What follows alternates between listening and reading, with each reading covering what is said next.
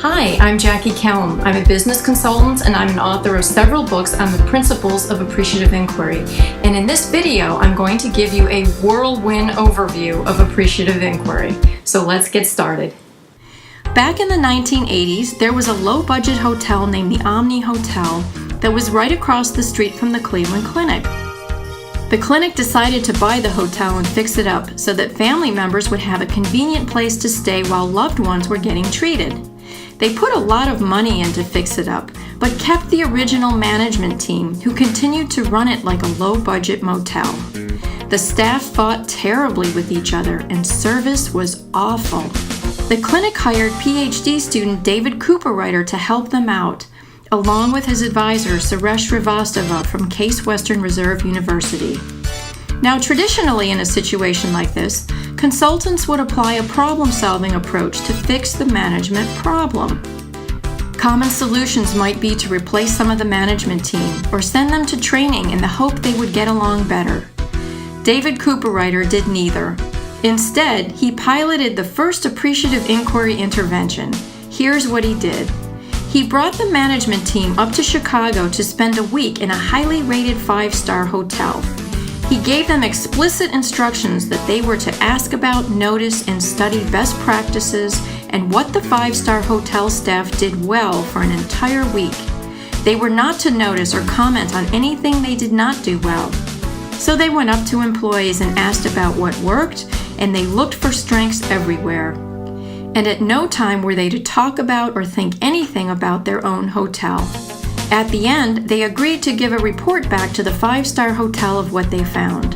And when the week was up, they delivered the report with all the strengths and successes and good things they found. And the 5-star hotel was so grateful, they put on a grand banquet at the end for the Omni Hotel staff to thank them. The managers went back home so inspired and full of ideas, they completely turned things around, and the Omni Hotel became a 4-star hotel within a relatively short period of time with the same people running it. This is the first of many stories of how appreciative inquiry has been used to transform organizations. Another way to explain appreciative inquiry is in relation to problem solving. In this chart, we have a continuum with poor results on the far left and exceptional results on the far right. When a problem occurs, such as the management issues we just talked about, you are getting results that are below what you want or on the left side of the continuum. What we traditionally do then is begin problem solving to fix the issue and return to status quo. In our Omni Hotel example, it would be training or replacing the staff to build an effective management team. You can think of problem solving as restoration or returning to acceptable results. But what appreciative inquiry does is take you into a whole new realm of opportunities. So instead of just fixing the problem, you transform the situation to create an outcome that goes way beyond just fixing the problem. In the Omni Hotel case, they didn't just develop a good management team, which can be difficult and time-consuming. They transformed the entire operation into a 4-star hotel in a relatively short period of time.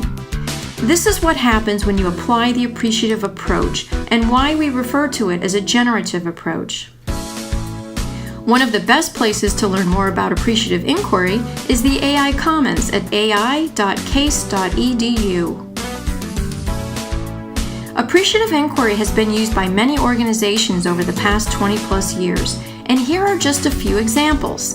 You'll see it has spanned the gamut of for-profit, non-for-profit, and government agencies. Appreciative inquiry comes out of academia and is grounded in research from a variety of fields. The most extensive is in the field of positive psychology, with people like Martin Seligman and Barbara Fredrickson, who have shown that positive emotions are essential for us to function well and think effectively. And sociology brought us the Pygmalion effect, which is the idea that people will rise up or down to match our expectations of them. So what we believe about others can have a big effect on what they accomplish.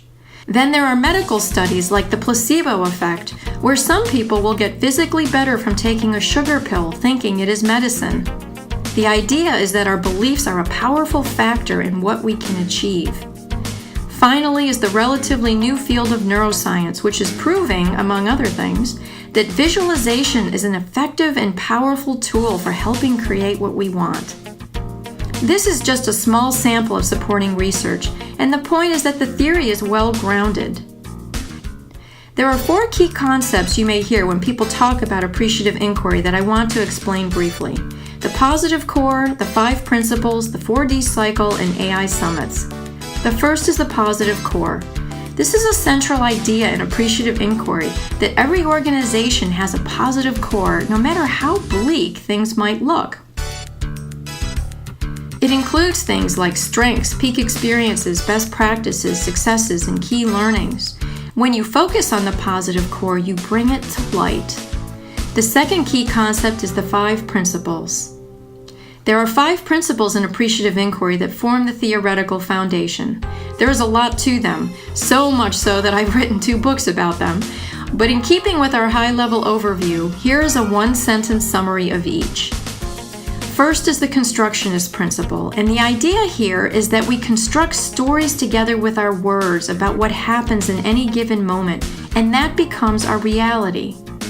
The poetic principle suggests that organizations and their stories are like poetry.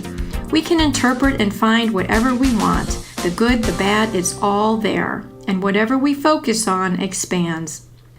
The simultaneity principle says that change begins at the same time or simultaneously when we ask a question.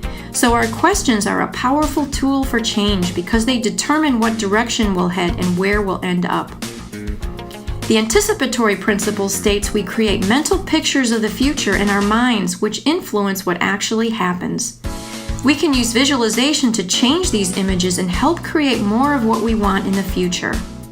Finally is the positive principle, which suggests that focusing on the positive core is energizing and engaging and creates positive momentum for change and upward spirals. So that's a very high-level overview of the principles. The third key concept is the 4D cycle.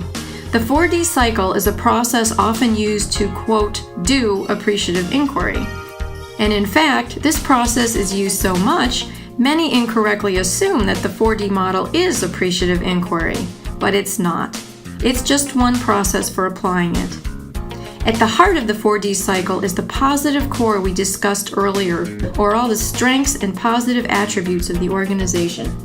The process begins with discovering or asking about the best of what is in the organization. It's typically done with interview questions about things like strengths, best practices, and peak experiences.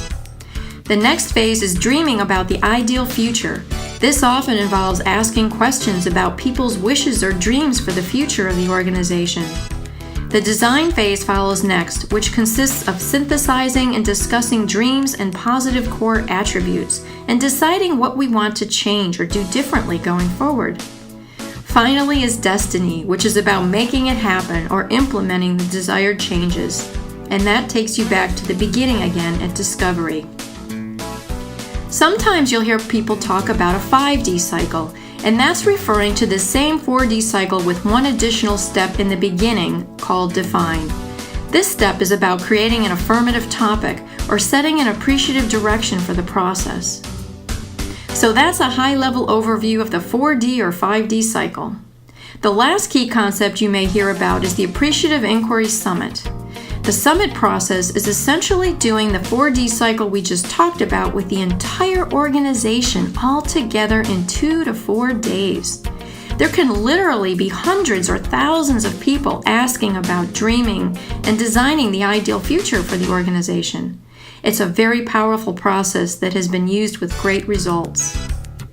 Well, that concludes our whirlwind tour of appreciative inquiry. I hope you found it helpful, and please feel free to share this video with others. You can find it online at our website at www.appreciativeengagement.com. Thanks for joining me, and bye for now.